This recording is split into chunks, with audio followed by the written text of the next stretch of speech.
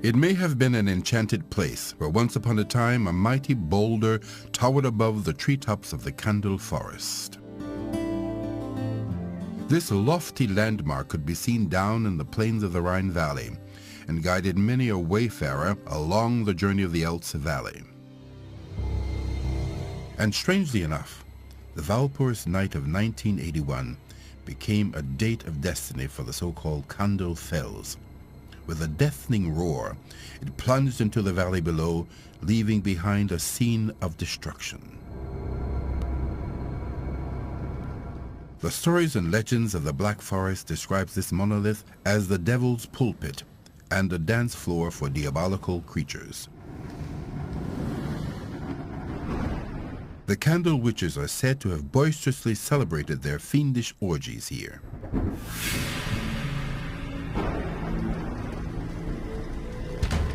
The witches have abandoned the Kandel forest.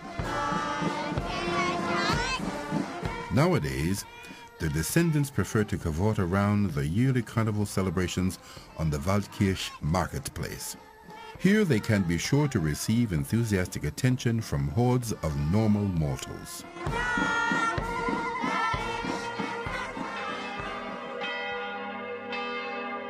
Down here in the valley, people had paid little attention to the spine-chilling tales of the Kandel.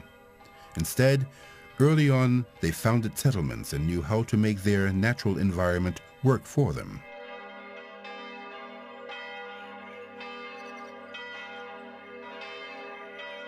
At the foot of the 1,243-meter-high Kandel, where the Elz Valley opens to the Rhine Plains, the cornerstone for the St. Margaret Convent was laid at the beginning of the 10th century.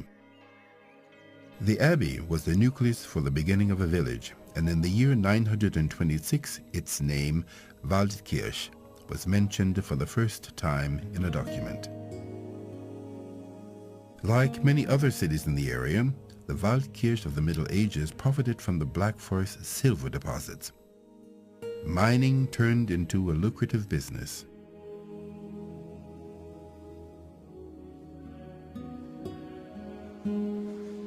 Jewel cutters also developed a profitable trade. Precious jewels from all over the world received their finishing cut and polished in the numerous local workshops. An astonishing array of richness was demonstrated by the most famous product made by the local craftspeople, the barrel, concert, and fair organs.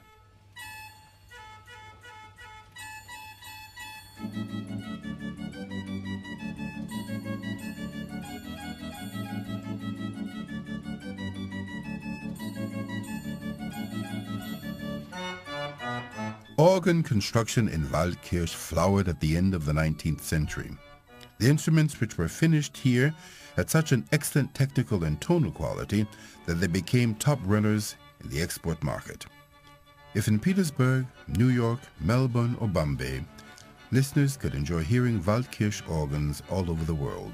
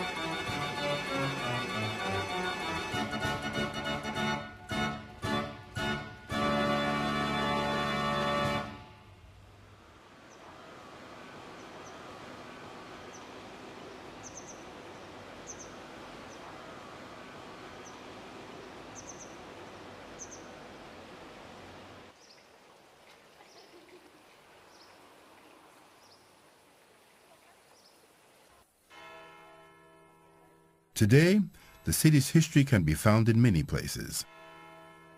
The exquisitely appointed Elztal Museum displays instruments of all kinds and brings the fascinating history of organ making to life.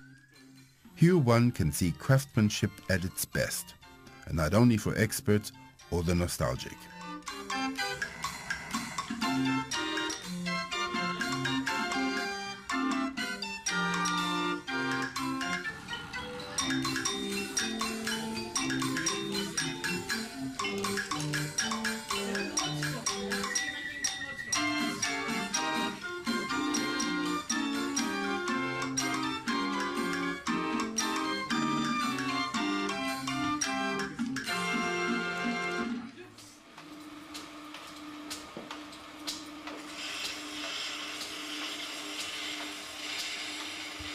Barrel organ making in Waldkirch is not just a trade of the past.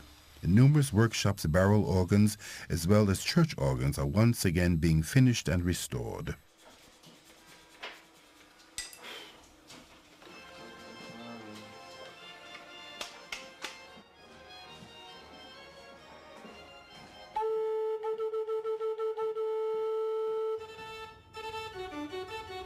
Every 3 years, Waldkirch seems to go organ crazy. It's loud and jolly during the International Organ Festival, where old and new instruments unite their voices and bellow out melodies. Thousands of visitors stream into the Black Forest city for the chance to feel the charm of these particular instruments.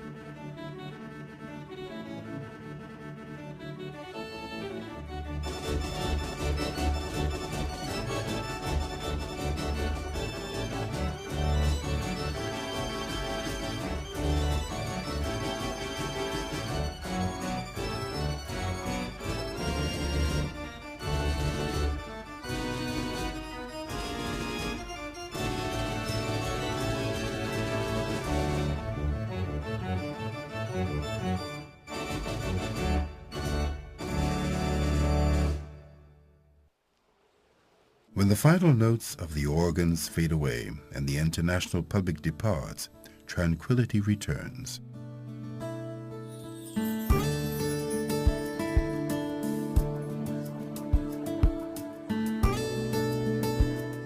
Today, the city of Waldkirch is the center of life for around 20,000 people.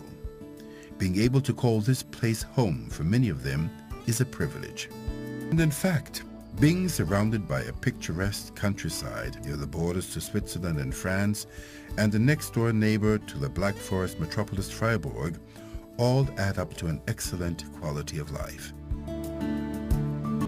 Here in the south of Baden, the sun shines more than in any other part of Germany. Evidence of this is abundant and can convince even the most discriminating palates.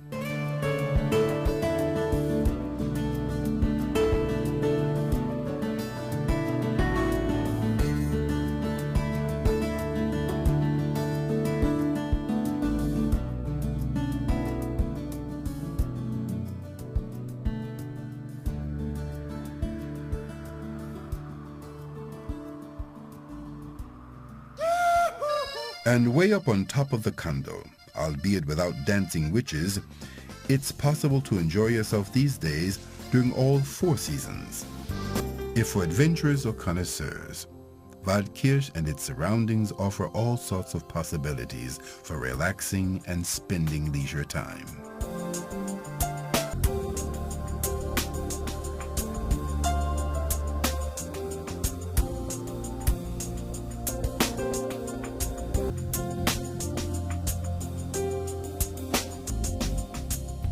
The mysterious witches and legendary figures we were told about in the Black Forest fairy tales have vanished.